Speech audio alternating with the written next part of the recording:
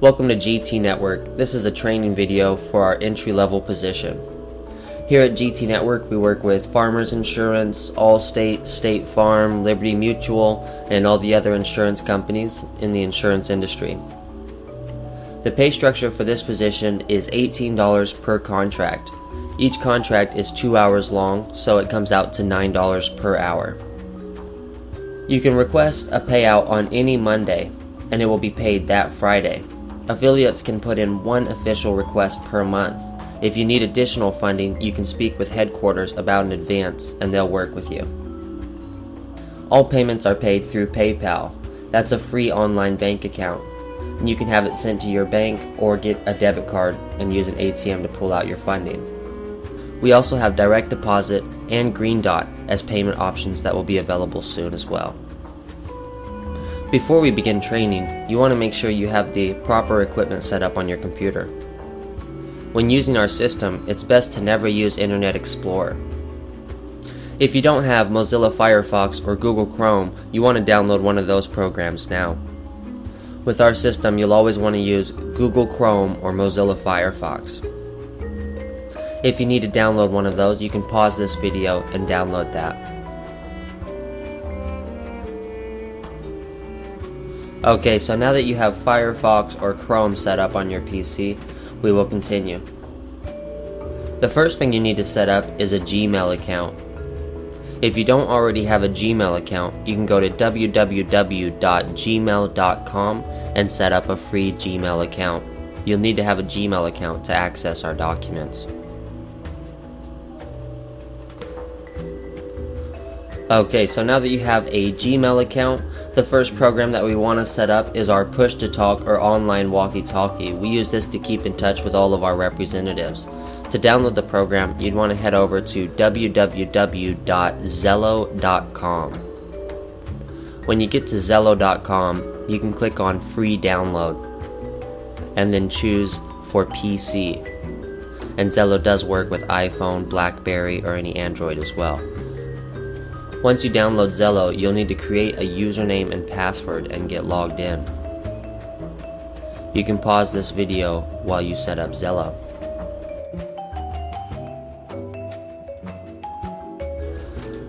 Now that you have Zello set up and you're logged in, you need to add our all staff channel. Speak to the manager about adding the all staff channel on Zello. They can give you the screen name and password for the all staff channel. You can pause this video while you add the all staff channel. Now that you have the all staff channel added, you'll want to do a microphone check. To talk through Zello, you can double click on the channel and it should open up the channel and show the users. At the bottom of the channel, you should see a button that says Zello with a green bar on it. If you press and hold that down, it'll allow you to speak through your computer.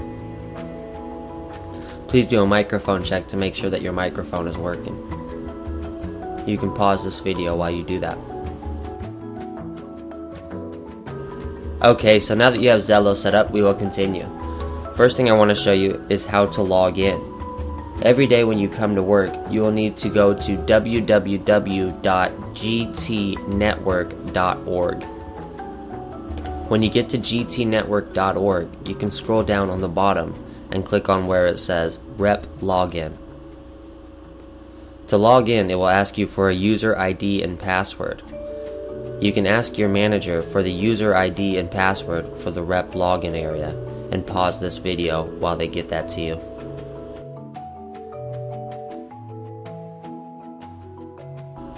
Once you get logged in, it will tell you to choose your department. Starting out, you're going to be working in the quote request department. So you'll always need to choose Quote Request Department when you log in, and everything you need will be under the Quote Request Department. Also make sure that you write down your user ID and password. You'll need that every day when you come to work. Once you get into the Quote Request Department, the first thing you'll want to do is clock in. Under the Quote Request Department, on the top left side, it says Clock In/Out and has a Punch In, Punch Out button there. You want to click on the Punch In button. To clock on, it's going to ask you for a username and password, or a screen name and password. and that is a unique screen name and password that headquarters is going to set up for you that will have your name in it so that we know it's you clocking on. So right now you want to pause this video and ask your manager for the screen name and password for your clock-in information.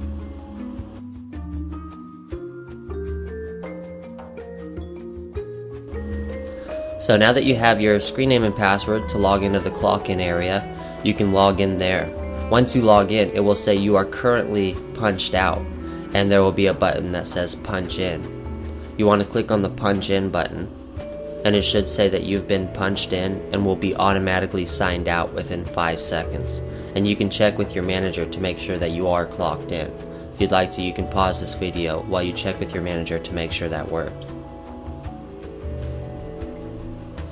Okay, so now that you are clocked in and earning funding, just remember that you will need to clock in there every time you come to work, and every day when you leave you'll need to clock out. We take lunch from 12 o'clock p.m. Pacific Standard Time to 1 o'clock p.m. Pacific Standard Time, and you'll need to clock out during that time as well. Also, always let a manager know when you're clocking in or clocking out. You can go on our all staff channel on Zello and just say clocking in or clocking out. Now I want to explain how the schedule works.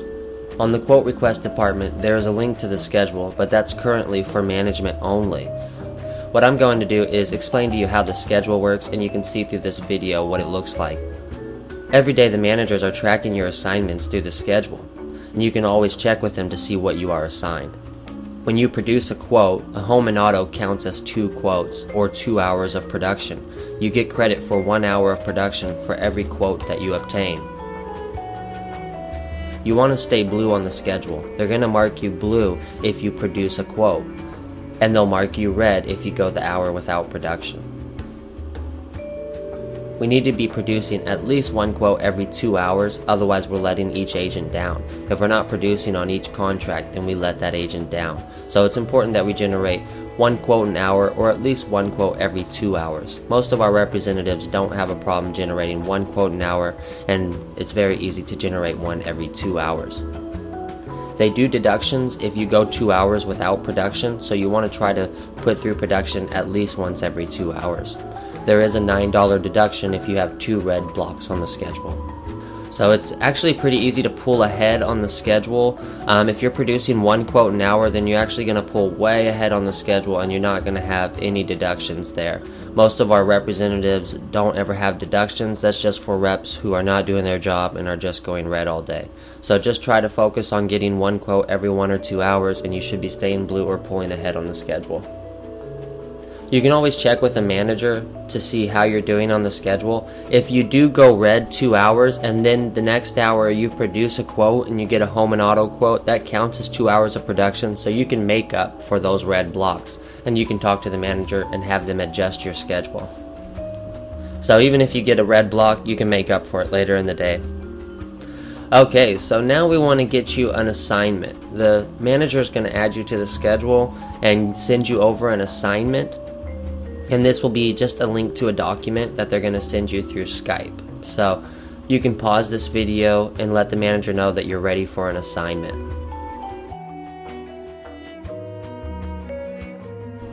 Okay, so now that you have an assignment, every time you receive an assignment, you need to request access to it. So when you open up that link, it should tell you that you don't have permission to access this item, or tell you to log into your Gmail account. Make sure you're logged into your Gmail, and once you're logged in there, you need to click on the Request Access button. It should say that your request for access has been sent, and you'll receive an email letting you know once it's granted. Every time you request access to a document, you need to go onto our all staff channel on Zello and say Requesting Access. So right now you want to jump on Zello on the Push to Talk program and say Requesting Access. If for some reason your Zello is not working, then you can Skype a manager and let them know that you're requesting access. You can pause this video while they grant you access. Okay, so if you requested access to Zello, they should have said copy, access granted, and then you know that you have access to that document. You're able to just refresh that screen that says you don't have access, and it should let you in now. or you can click on the link that you were sent and it should let you in now.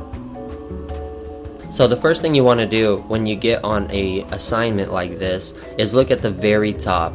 At the top it's going to say Farmers or State Farm or Liberty Mutual, whatever company you're dialing for, it will say that at the very top, and then it will tell you the agent's name. So it may say Farmers, John Doe, Reg Res, obtain HA. And Reg Res means regular residential, meaning that we're dialing for home and auto. So obtain HA, the HA stands for home and auto. So that's going to be your instructions. The top of every lead sheet will tell you what to do. Down the road you may learn how to work on some commercial campaigns or something like that, and you'll need to know what the instructions are for that assignment. Right now you're just going to be working on residential campaigns, so they should all say Res HA at the top, which is residential, obtain home and auto. And the instructions are always listed on the top of the lead sheet in the title. So the first thing we're going to go over is the color coding. If you get on a list, you should see that there's already some leads that are color coded on there. So you might see some red, green, or blue leads on there, or maybe even some gray ones. So when you first jump on a list, the first thing you want to do is look for white leads. Those have not been dialed yet, so you always want to start on the fresh leads. And if you see that all of the leads have been dialed, every single one is color coded, then you'll start dialing on the green leads. The green means that we hit voicemail or they were not available, so it's a good number but we were not able to make contact. Red means that they are not interested or it's a bad number, so for whatever reason it's best to not call back. And blue means that we submitted a quote. So never call a red lead, never call a blue lead. Reds are not interested. Blue leads are already quoted. And then if you see that the whole list is dialed, it's all red, green, and blue, then you'll go through and you'll call the green ones. And you'll change those to gray if you hit voicemail again. So gray means that it's been redialed or dialed for the second time. Once the list is gray, red, and blue, we're not going to dial that anymore. We only dial each list 2 times. So the first time we go through, we label them green, red, or blue, and then the second time we go through, we dial the greens and change those to gray. Unless they're not interested, you'd mark that red. And if you'd like, you can ask your manager for the color codes and they can Skype that to you so you have that as well. And if you have questions about the color coding, you can talk with the manager and they'll help you with that. So now I want to explain to you how to color code a lead. So what you want to do is scroll down to the first white lead on your list, and if all the leads are dialed, you can scroll down to the first green one. To color code a lead, you click on the number on the left side. So if the first white lead is number 89 or whatever number it is on your list, you'd want to click on that actual number on the left side, and that's going to highlight that whole row. Once that row is highlighted, you can click on the paint bucket in the top of your menu bar. So in the middle of your menu bar, the top of your screen, you should see a paint bucket that's pouring out a drop of paint, and that's your fill color button.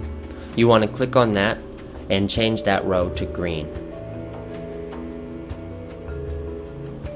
And if it's already green, you can click on that and change that row to gray. So you should see that that whole row was labeled whatever color you chose, and that is how you color code. Every time you make a phone call, you need to label each lead the color according to how the call went.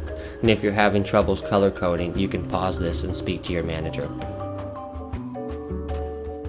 So make sure you know how to color code before you continue with the video. It's important every time you make a phone call that you do label it the appropriate color.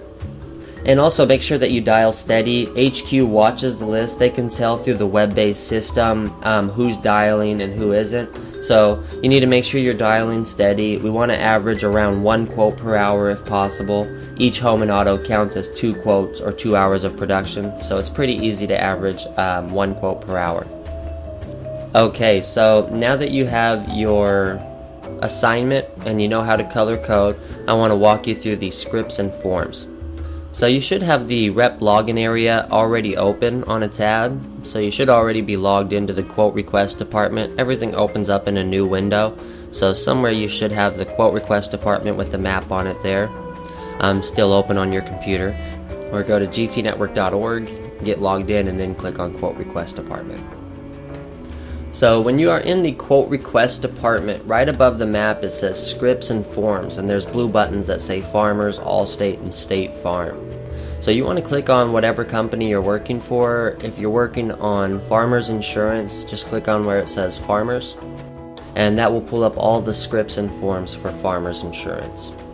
So that should take you over into the back office for Farmers Insurance. What you're going to be working on is the residential script. So all you need to do is click on where it says residential underneath scripts. It should be the very first one.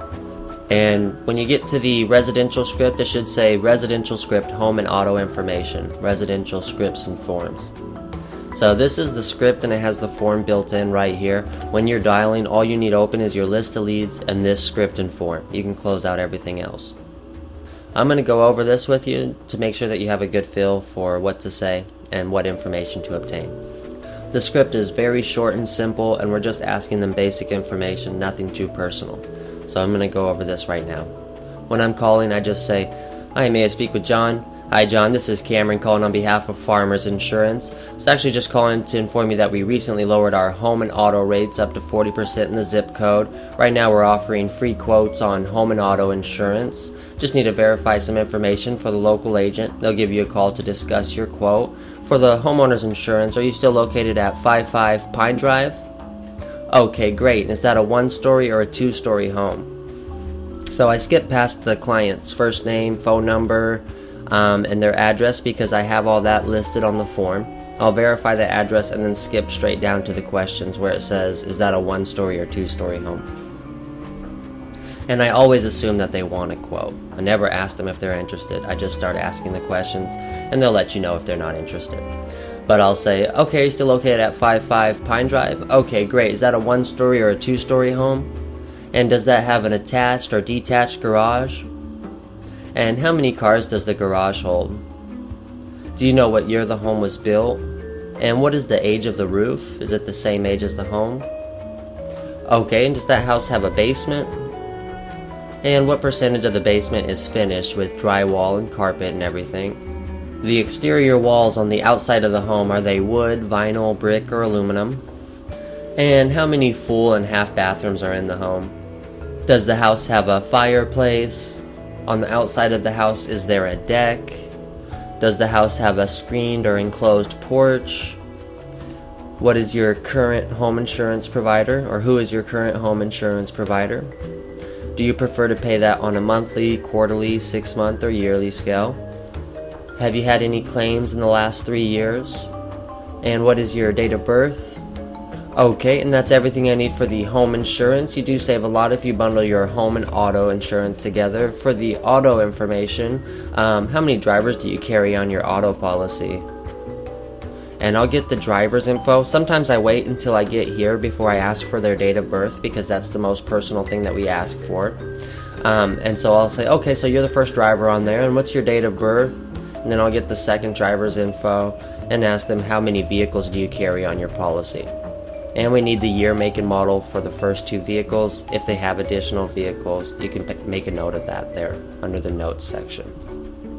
And have you had any tickets or accidents in the last 5 years? What type of coverage do you prefer? Full coverage, PLPD, that's our limited liability, or other? And then your insurance payment. Do you prefer to pay your auto insurance monthly, quarterly, 6 months, or yearly? And who's your current auto insurance provider? If they give you any other information, you can list it under the notes, and then where it says rep name, you need to put your own name there, so every form must have your name on it. And under insurance agent, you can look at the top of your lead sheet and see what agent you're dialing for. So it needs to have the actual agent's name on there, not just the company name. You need to put the actual agent's name in there. So if you're dialing for John Doe, Farmers Insurance, John Doe, then you can just put John Doe under insurance agent. And once you've gotten all the information, just let them know one of our agents will contact them in the near future to discuss the quote, see if they can save them some money there, and let them know that you appreciate their time. So you can jump off the phone with them, and then you want to scroll up and down through the form. Make sure you have everything filled out here. When you get off the phone with them, you can copy their name, phone number, and address from the lead sheet and paste it into these appropriate fields on the form. So always copy paste their name and address so you don't have any typos in the phone number or anything, and that'll save you some time as well. So again, just make sure everything's filled out. If you leave the email address blank or anything like that, it could reject the form. If you didn't obtain the information, you can put on there did not disclose or NA for not applicable. Just try to make sure that every box is filled out and has something in it there. So double check, make sure you don't have any empty boxes. And it's very important every single time you get a quote that you report your production through Zello. So if you get a quote, you want to go on Zello and say, just got a home and auto for John Doe, or just got an auto only for Larry Johnson. Always let the manager know through the all staff channel on Zello every time you produce, so they can mark it down on the schedule. So always report production through Zello. Okay, so that is how the scripts and forms work. It's pretty simple, just getting basic home and basic auto info so the agent can prepare the quote. So what you'll do is just dial the leads. When you get someone on the phone, you're just going to read through this and fill out this form. It's pretty simple.